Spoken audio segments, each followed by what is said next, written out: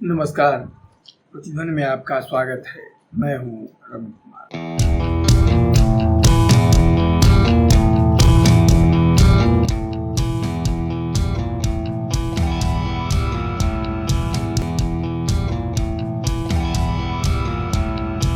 बात इतिहास के एक ऐसे व्यक्ति की जो किंवदंती पुरुष बन गया मात्र एक घटना के कारण, और वह आतंक का पर्याय 450 वर्षों बाद आज भी बना हो। लोग नहीं जानते उसके पीछे क्या हुआ था या वह कौन था, और वह व्यक्ति, उसका नाम शायद आपने भी सुना हो, काला पहाड़। आज भी लोग कहते हैं किसी की आतंक को देखकर लगता है वह काला पहाड़ हो। वह काला पहाड़ दरअसल काला पहाड़ एक व्यक्ति जिसका नाम कलाचंद राय, कुछ इतिहासकार उसे राजीव लोचन राय मानते हैं, जो बंगाल के नयन चंद राय नामक एक ब्राह्मण पंडित शरीर की डील और बुद्धि चातुरी के दम पर वह कलिंग की वर्तमान उड़ीसा के, जो तब कलिंग कहा जाता था, शासक गजपति के दरबार में नियुक्त हो गया। गजपति मुकुंद देव अपनी बुद्धि चातुरी के दम पर वह उनकी सेना का धीरे धीरे सेनापति बन बैठा, अपनी स्वामी भक्त के दम पर। तब बंगाल के एक छोटे से भूभाग जो हुगली, बर्धमान, मिदनापुर का इलाका था, वहाँ के एक शासक थे रुद्र नारायण। कुछ लोग इतिहासकारों में से रूप नारायण के नाम से भी बताते हैं। वो अपनी नौसेना की प्रसिद्धि के लिए, प्रसिद्ध नौसेना को लेकर प्रसिद्ध थे। दोनों राजाओं की दोस्ती थी, दोनों ही अकबर को टैक्स देते थे। पर बंगाल के ही एक भाग, जो वर्तमान बांग्लादेश और पूर्वी बंगाल का कुछ भाग था, कि एक अफगानी शासक सुलेमान खान कुर्रानी से दोनों ही चिढ़ते थे और उसे शंका की दृष्टि से देखते थे। तब दिल्ली दरबार में अकबर का शासन था।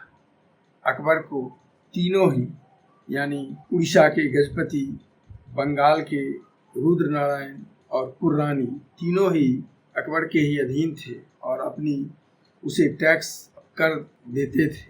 पर इन दोनों से अकबर की मित्रता थी और उस अफगानी कुर्रानी से अकबर शंका की दृष्टि से देखता था, उसे उस पर विश्वास नहीं था। इतिहासकारों के अनुसार अकबर की ही बनाई एक रणनीति के तहत कलिंग और गजपति की सेना, संयुक्त सेना को यह कहा गया कि वो अफगानी शासक कुर्रानी पर आक्रमण करे। दोनों सेनाओं की संयुक्त सेना का कमान कलाचंद राय, जो बाद में वर्तमान में काला पहाड़ के नाम से जाना जाता है, को दिया गया और उसने अपनी संयुक्त सेना के दम पर कुर्रानी से पर आक्रमण किया, कुर्रानी को हरा दिया। लड़ाई में कलिंग के और रुद्र नारायण की विजय हुई और दोनों ने इस विजय की खुशी में कालाचंद राय को कई भाग देकर उसे उसका प्रशासक बना दिया। युद्ध की पराजय के बाद सुलेमान खां कुर्रानी दोनों राजाओं गजपति मुकुंद देव एवं रुद्र नारायण को अपने दरबार में संधि के लिए आमंत्रित किया। दोनों राजाओं ने तब मलेच्छों से राजा कुछ अधिक, हिंदू राजा कुछ अधिक दूरी चाहते थे, तो दोनों ने अपने सेनापति को, यानी कलाचंद राय को, वहाँ भेज दिया। कहते हैं उसके दरबार में रहते हुए उसकी मुलाकात कुर्रानी की बेटी गुलनाज से हुई। कुछ इतिहासकार इन दोनों की मुलाकात और उसके बीच प्रेम के बीज पनपने को कुर्रानी की सोची समझी रणनीति भी मानते हैं, जो चाहता था कि वह किसी तरह कलाचंद को अपने पक्ष में कर हार का बदला इन दोनों ही राजाओं, यानी कलिंग और बंगाल के इन दोनों हिंदू राजाओं से ले सके। तो दोनों की मुलाकात हुई। कलाचंद राय गुलनाज के प्रेम में कुछ अधिक पक गए और वहाँ से उन्होंने उससे शादी की स्वीकृति भी दे दी। कहते हैं कि तब का रानी ने उन्हें इस्लाम अपनाकर अपनी बेटी से शादी करने का प्रस्ताव दिया, जिसे उन्होंने स्वीकार कर दिया। कुछ इतिहासकार यह भी मानते हैं कि वह उसकी एक रणनीति थी कि वह अपने प्रेम को भी हासिल कर ले और पुनः शादी के बाद वह अपने हिंदू धर्म में वापस लौट सकेगा। अपने इसी कामना के साथ वह अपने स्वामी कलिंग के राजा के दरबार में गया, जहां अपनी बात उसने कही। राजा ने उसे ऐसा करने से मना कर दिया, पर वह अपनी बात पर अड़ा रहा।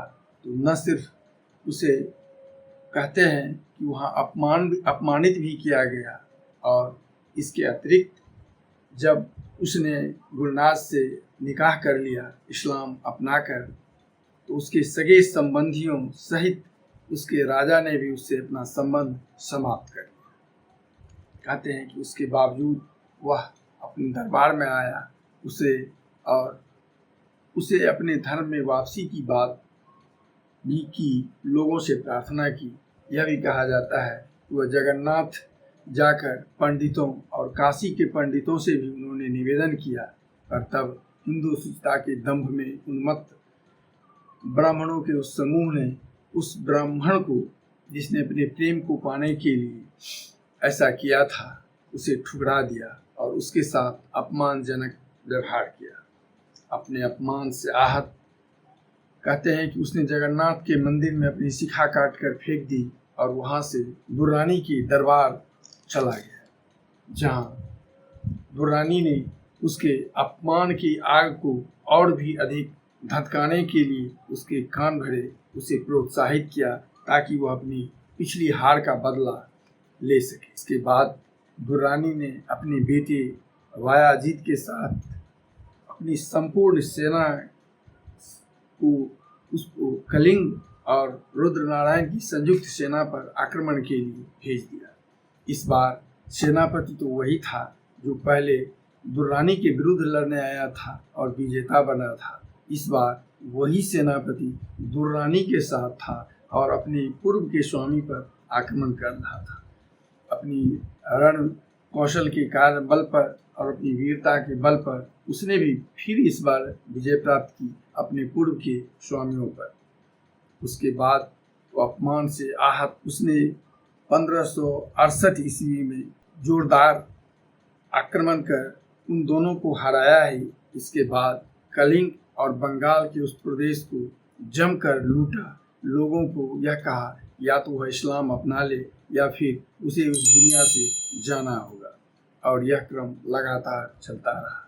इतिहासकार यह भी मानते हैं कि विश्व के प्रसिद्ध कोणार्क सूर्य मंदिर को तोड़ने का भी उसने प्रयास किया, जगन्नाथ मंदिर को भी तोड़ने का प्रयास किया, उसे लूटा भी, और यहाँ तक कि वह असम के प्रसिद्ध भगवती कामाख्या के मंदिर में भी लूटने के लिए पहुंच गया, उसे नष्ट करने का प्रयास किया। इस तरह एक अपमान से आहत और हिंदू शुद्धता के नाम पर एक पंडित की आग में बहुत दिनों तक लगातार वर्ष तक वह इलाका, पूर्वोत्तर का वह इलाका उसके आतंक से थर्राता रहा, और उसके आतंक और उसके रंग चेहरे की बड़ाई के कारण उसे काला पहाड़ के नाम से लोग जानने लगे और आतंक का पर्याय काला पहाड़ बन गया।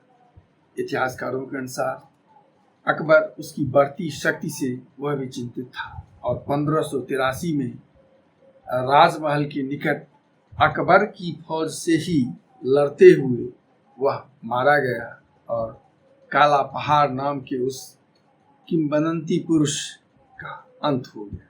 तो इतिहास के इस अध्याय से आपका परिचय आज के अंक में बस इतना ही। धन्यवाद, नमस्कार। मिलते हैं फिर अगले अंक में। चैनल अच्छा लगे तो इसे सब्सक्राइब, लाइक और अपनी प्रतिक्रिया देने का कष्ट करेंगे।